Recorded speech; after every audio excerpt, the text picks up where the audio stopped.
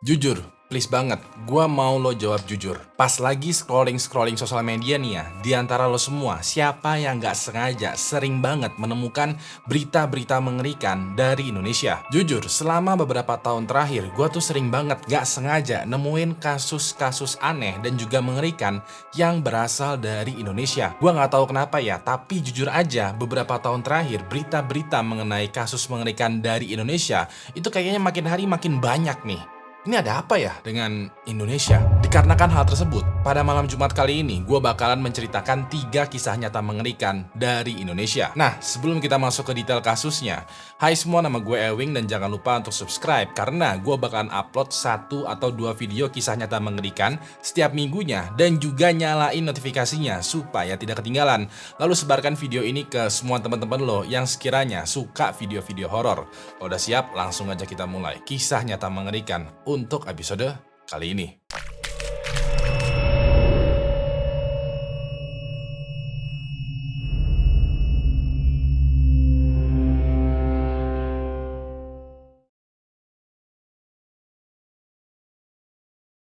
Pada tanggal 12 Juli tahun 2023, warga di Bangunkerto-Turi, Sleman digegerkan dengan penemuan tubuh manusia yang berceceran di sekitaran sungai. Pada hari itu, warga menemukan potongan 2 kaki dan 1 tangan kiri manusia. Polisi pada hari itu langsung bergerak untuk menyegel TKP sekaligus juga melakukan penyelidikan. Walaupun begitu, selama 3 hari penyelidikan, polisi masih belum bisa menemukan sisa atau potongan tubuh dari jenazah ini. Sampai pada tanggal 15 Juli tahun 2023, polisi memperluas area pencarian. Waktu itu ditemukan kembali nih potongan tubuh lainnya seperti kepala dan juga bagian tangan terkubur di sekitaran Sungai Krapiak, Merdikorejo, Tempel, Sleman. Selain itu juga di Kali Nyamplung, Sleman, tim kepolisian lagi-lagi nih menemukan potongan daging dan juga organ usus manusia. Di Sungai Ngelinting Sedogan, Sleman, untuk sekian kalinya polisi menemukan sebongkah daging manusia. Lalu di desa Ngebong, Jalan Magelang, Sleman, polisi akhirnya menemukan sebuah handphone yang bakalan menjawab misteri dari penemuan potongan tubuh manusia ini. Pada saat polisi memeriksa handphone ini ya, diketahui kalau handphone ini dimiliki oleh seorang pria berumur 20 tahun yang berinisial RTA. Polisi periksa lebih lanjut nih chat dan juga pelacakan media sosial dari RTA. Dan setelah semua info dari handphonenya ini disusun kembali, diketahui ya ternyata RTA ini terlibat dalam sebuah kegiatan yang kalau gua boleh perhalus itu bernama kenikmatan memancing maut. Berdasarkan temuan polisi, interogasi, dan juga bukti-bukti, berikut adalah apa yang sekiranya sebenarnya terjadi. Pada hari Minggu, tanggal 9 Juli tahun 2023, ada seorang pria berinisial RDU berusia 38 tahun menerima sebuah chat di grup Facebook. Pas RDU menerima chat ini, dia kayak menyeringai gitu karena isi chatnya itu bersifat ajakan mengenai suatu kegiatan yang dianggap sangat menyenangkan. Gak lama setelah membaca, RDU langsung forward undangan ini menggunakan WhatsApp ke temennya yang berinisial WA yang berusia 29 tahun. Kebetulan WA juga merupakan seorang anggota di grup yang RDU ini telah join. Setelah mereka chat-chatannya, RDU dan WA itu sepakat untuk ketemuan di kosannya WA yang terletak di Sleman. Dikarenakan RDU berdomisili di Jakarta, pada pagi hari di tanggal 10 Juli tahun 2023, dia berangkat nih ya dari Jakarta menuju ke Yogyakarta. Sore harinya RDU dan WA akhirnya ketemuan tuh di stasiun dan pas itu mereka berdua langsung pergi ke kosannya WA. Sesampainya di kosannya WA, mereka dengan leluasa dan excited nih ya berbicara mengenai kegiatan mereka nanti. Mereka kayak mendiskusikan peraturannya sambil juga mengutarakan keinginannya karena kegiatannya ini bisa dibilang adalah kegiatan yang mereka udah antisipasi. Lalu sekitaran jam 11 malam, WA keluar pakai motor untuk menjemput salah satu kenalan yang dia ketahui juga dari grup Facebook. Diketahui kenalannya ini berinisial RTA, berusia 20 tahun, seorang mahasiswa yang sedang kuliah di Jogja juga dan ngekos di Bantul. Gak lama kemudian, sekitaran jam setengah 1 pagi, WA tiba lagi nih di kosan berbarengan juga dengan RTA. Bisa dibilang pada waktu tersebut ya, di kosan itu udah ada RDU, WA, dan juga RTA. Pada malam itu, mereka bertiga saling ngobrol tuh. Pas dirasa suasananya udah cair, WA beralasan nih untuk pergi dari kosan dan meninggalkan RDU dan RTA berduaan. Dan sebagaimana yang lo udah duga, RDU dan RTA pada dini hari ini malah bermain pedang-pedangan. Tapi mereka mainnya nggak sekedar main ya. Mereka mainnya itu bener-bener keras banget. Saking kerasnya diketahui RDU itu mengikat kaki dan tangannya RTA menggunakan tali tambang berwarna putih sampai dia sama sekali nggak bisa bergerak. Selain itu, mulutnya RTA juga ditutup rapat menggunakan lakban. Dirasa belum puas sambil melakukan aktivitas bermain pedang-pedangan, RDU sesekali memukul tuh perut dan juga dadanya RTA. Walaupun begitu, walaupun RTA kelihatannya seperti sedang dianiaya, dia sebenarnya menyetujui dan juga menikmati hal ini. Ternyata yang mereka lakukan pada malam itu adalah sebuah kegiatan yang bernama BDSM. BDSM buat yang belum tahu adalah kegiatan seksual yang juga melibatkan tindakan kekerasan. Orang yang melakukan BDSM itu kayak mencari tingkat kepuasan lebih tinggi dengan cara menyakiti atau disakiti seseorang. Buat lo yang merasa aneh, well, BDSM pada dasarnya emang aneh. Tapi perlu diketahui ya, beberapa di antara lo yang lagi nonton, gue yakin pasti ada yang diem-diem suka. Coba deh mention namanya di kolom komentar. Balik lagi ke kasusnya, namanya juga celaka ya, itu nggak ada tuh di kalender. RDU yang lagi memainkan RTA, ini kebablasan mainnya. Saking bablasnya, RDU kayak memukul RTA berkali-kali di perut sampai-sampai dia terkapar dengan minim tanda-tanda kehidupan. Sadar tindakannya udah kelewatan, RDU yang panik itu langsung buru-buru manggil WA untuk datang lagi ke kosan. Gak lama kemudian WA datang nih ke kosan melihat RDU panik dan gelisah, sedangkan RTA itu masih terkapar lemas dengan kondisi masih terikat. Nah, WA bukannya menolong RTA nih ya, dia malah mengajak RDU untuk sekalian aja abisin ini orang. Yaudah deh, dikarenakan RTA udah kritis kondisinya dan malah dihabisin, meninggallah dia pada malam itu. Pas itu, demi menutup jejaknya, WA dan RDU memotong bagian tubuh RTA menjadi beberapa bagian. Tangan dan kakinya RTA juga sempat direbus gitu supaya sulit untuk diidentifikasi. Setelah itu, mereka berdua membuang beberapa bagian tubuhnya RTA di beberapa titik. Sekiranya udah merasa menghilangkan bukti jejak dan jenazahnya RTA, pada tanggal 13 Juli tahun 2023, RDU balik lagi nih ke Jakarta. Sekarang balik lagi nih ke momen penyelidikan.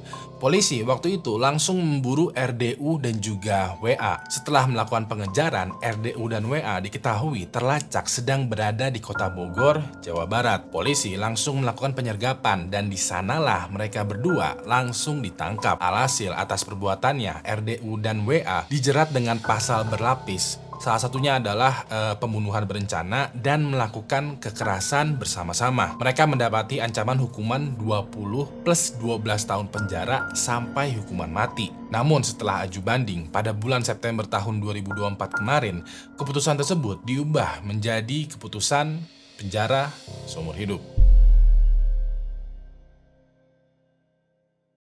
Pada hari Jumat tanggal 22 Maret tahun 2023, GE, seorang warga di Cibadak, Sukabumi, menerima sebuah voice note dari ayahnya yang berinisial PYT. Gue akan tampilkan nih voice note asli dari PYT, tapi dikarenakan 1-2 hal ya, suaranya itu agak sedikit tidak jelas. Maka dari itu, gue mau lo perhatikan baik-baik.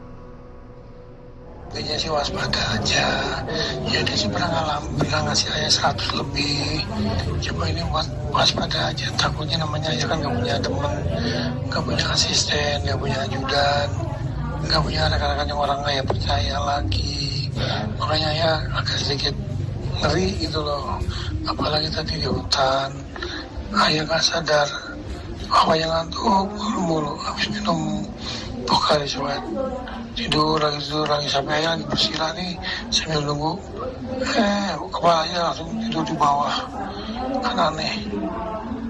Dia ngomong dia kayak orang mabuk, dia ngomong kayak ngomong sendiri kayak orang gila. Ya udah ya, moga-moga selamat sampai tujuan dan sukses. Amin. Kalau gue boleh jelaskan sedikit ya, dalam voice note-nya ini, PYT kayak memberikan pesan peringatan gitu, yang bilang untuk waspada dikarenakan PYT itu udah nggak punya teman atau rekan yang bisa dipercaya lagi. Setelah itu, secara singkat, PYT bilang kalau dia sekarang lagi ada di hutan dengan kondisi setengah sadar, kayak ngantuk melulu. GE dan saudara lainnya jadi bertanya-tanya dong, kayak kenapa ayah mengirim voice note kayak begini? Mereka berusaha tuh menghubungi balik PYT, tapi teleponnya itu nggak diangkat terus. Sampai sekitaran malam harinya, anak perempuan dari PYT itu mendapati lagi voice note dari PYT. Isinya lebih mengkhawatirkan lagi. Kurang lebihnya, PYT ini bilang, takut ayah mati, ini Sherlock, Pak Slamet. Misal ayah nggak ada kabar sampai hari Minggu, langsung aja ke lokasi bersama aparat ya. Dan untuk sekian kalinya, pas mau ditelepon balik, teleponnya PYT itu lagi-lagi tidak bisa dihubungi. Nah, untuk mengetahui detail lebih jelas dan juga konteks mengenai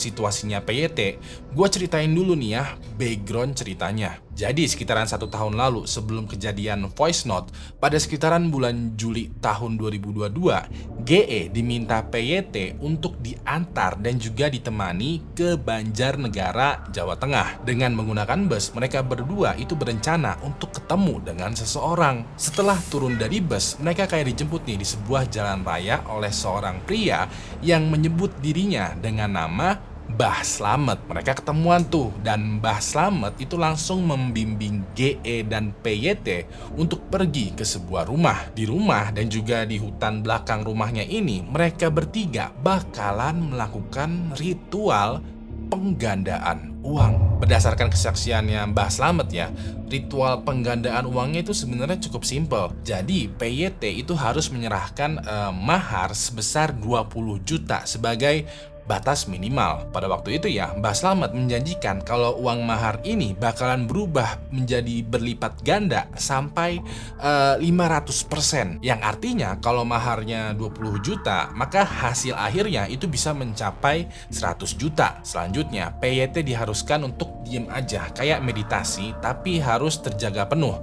Gak boleh ketiduran selama 24 jam. Selama meditasi, PYT hanya diperbolehkan untuk minum dari botol air yang sudah disediakan oleh Mbah Slamet. Kalau sekiranya PYT ketiduran, ritualnya itu mesti diulang lagi dari awal, dan peserta ritual itu mesti menyerahkan lagi mahar sebesar 20 juta sebagai batas minimal. Nah, gua nggak mendapatkan informasi nih apakah PYT dan GE berhasil menjalani ritual pada waktu itu. Informasi yang gue dapatkan adalah setelah mereka berdua melakukan ritual, PYT dan GE itu pulang tuh ke tempat tinggalnya masing-masing. Dengan konteks inilah, pada saat GE menerima voice note dari PYT, dia punya firasat kalau PYT mungkin pergi lagi ke rumah Mbah Slamet sendirian. Mungkin PYT ingin ikut ritual lagi, mungkin PYT ingin menanyakan kejelasan mengenai uangnya, atau malah ngajakin ribut. Pokoknya apalah, yang jelas GE berfirasat kalau PYT itu mengirim voice note tadi besar kemungkinan sedang bersama dengan Mbah Slamet. Sampai pada tanggal 31 Maret tahun 2023, Mbah Slamet itu berhasil ditangkap. Berdasarkan temuan polisi, interogasi, dan juga bukti-bukti, berikut adalah apa yang sebenarnya terjadi. Diketahui ternyata Mbah Slamet membranding dirinya di internet, lebih tepatnya di Facebook ya, sebagai dukun yang mengklaim kalau dia bisa menggandakan uang. Dan dia nggak bekerja sendirian. Mbah Slamet kayak punya seorang marketing, seorang pria yang berinisial BS. BS itu bakalan ngebuat sebuah iklan di Facebook yang kurang lebihnya adalah jasa penggandaan uang. Orang-orang yang tertarik dengan jasanya Mbah Slamet itu bakalan diajakin tuh ketemuan di suatu rumah yang ada di Banjarnegara, Jawa Tengah. Nantinya mereka dimintai mahar yang dijanjikan bakalan berlipat ganda kalau mereka bisa menyelesaikan ritual penggandaan uang. Ritualnya gampang-gampang susah. Mereka mesti berdiam diri selama 24 jam di hutan yang ada di belakang rumahnya Mbah Slamet. Selama ritual, para peserta itu nggak boleh ketiduran sama sekali. Kalau ketiduran, mereka mesti ulangi lagi tuh proses ritual dan mesti lagi menyerahkan maharnya. Mereka hanya boleh meminum air yang sudah disediakan oleh Mbah Slamet dan juga BS. Nah, disinilah kelicikan dari Mbah Slamet dan juga BS. Jadi, menurut kesaksian Mbah Slamet dan juga BS, air yang mereka sediakan itu bukanlah air biasa. Air yang mereka sediakan ternyata udah dicampur racun dan juga obat tidur. Alhasil, kebanyakan orang yang melakukan ritual itu bakalan gagal karena mereka bakalan kesakitan akibat keracunan atau ketiduran akibat obat tidur. Apesnya adalah kalau peserta ritual ini kesakitan terus, mereka bakalan meninggal dunia akibat keracunan. Lebih apesnya lagi adalah kalau pesertanya ini ketiduran sambil juga kesakitan, mereka bakalan dikubur hidup-hidup. Yang lebih mengerikannya lagi adalah pada tanggal 2 April tahun 2023, pada saat Mbah Slamet dibawa sama polisi ke kebunnya, dia menunjukkan tuh tempat-tempat dia mengubur PYT dan juga korban-korbannya. Yap, bener banget ya. Kata kuncinya adalah korban-korbannya. Ternyata ya, korban dari aksi Mbah Slamet dan juga BS ini nggak cuman PYT doang, nggak cuman satu aja, melainkan ada 11 orang lainnya. Ketika digali lagi nih ya kuburan ini, kebanyakan dari korban itu udah menjadi tulang belulang. Menurut dugaan polisi, jenazah-jenazah ini itu sudah dikubur lebih dari 6 bulan dan kebanyakan korban itu berusia di antara 20 sampai 50 tahunan. Dan dari 12 jenazah, 3-nya itu masih bisa diidentifikasi dan salah satu dari 3 ini dikonfirmasi adalah jenazahnya PYT. Atas perbuatannya, Mbah Slamet dituntut pidana mati. Sementara BS, sang marketing, itu dituntut 3,5 tahun penjara untuk masing-masing korban.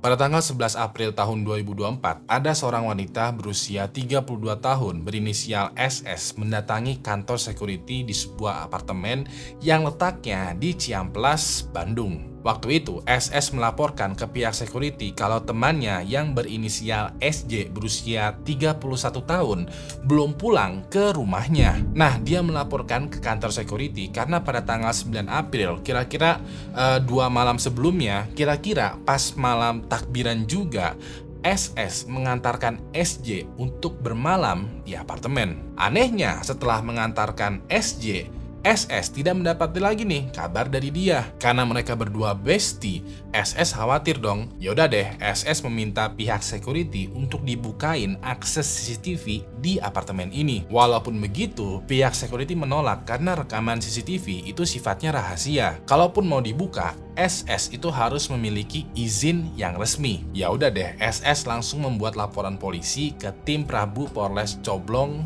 Bandung. Dari sinilah SS mendapati izin resmi dan mendatangi pihak security apartemen lagi untuk meminta akses rekaman CCTV. Dari rekaman CCTV ini terlihat kalau SJ emang masuk tuh ke apartemen sekitaran jam 11 malam. Pas itu SJ terlihat masuk ke salah satu kamar yang ada di lantai 10. Disisirlah kamar ini oleh polisi dan pas momen itu polisi menemukan SJ udah terkapar tewas, tidak bernyawa. Polisi langsung periksa jenazahnya SJ dan mereka berkesimpulan kalau ini jelas-jelas pembunuhan karena ada luka cekikan di sekitaran lehernya yang kelihatannya cukup parah. Perihal hal ini, SS langsung diinterogasi ke polisi dan berikut kurang lebih adalah hasilnya. Jadi, pada tanggal 9 April tahun 2024, SS mengantarkan SJ ke apartemen karena SJ diketahui lagi melakukan open BO bersama seorang pria. Begitu SS sudah nganterin SJ, SS balik lagi ke rumah dan beraktivitas seperti biasa. Sampai sekitaran 2 hari kemudian, SS khawatir dengan SJ karena kok masih belum ada kabar juga. Ya udah deh, SS pergi ke pihak security apartemen dan selanjutnya sama seperti yang gue ceritakan tadi. Polisi pun mencari tahu siapa nih yang melakukan open BO bersama dengan SJ dan pas ini dapatilah tuh suatu orang pria berinisial NHM. Ya udah deh, pada tanggal 12 April tahun 2024, polisi langsung memburu NHM dan melakukan penangkapan di daerah Melawai, Jakarta Selatan. NHM langsung diinterogasi dan hasilnya adalah dia mengakui kalau dia yang membunuh SJ. Jadi menurut kesaksiannya NHM, memang benar dia yang memesan SJ untuk open BO. Nah, pada saat mereka berdua di kamar, pada saat bertransaksi, ada semacam ketidaksesuaian di perjanjiannya. Menurut NHM, di awal perjanjian, SJ tadinya setuju untuk bermalam bersama NHM di apartemen.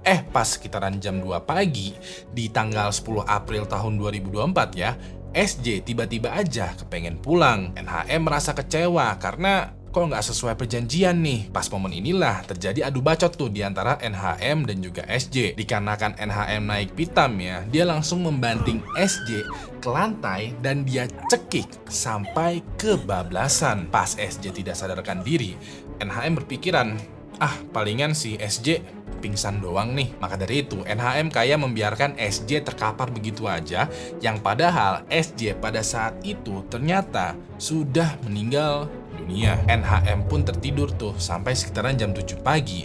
Pas orang-orang bubaran sholat Idul Fitri nih ya, NHM pergi meninggalkan apartemennya menggunakan ojek online. Bisa dibilang NHM ini pergi berbarengan sama orang-orang yang baru aja bubar dari sholat Idul Fitri.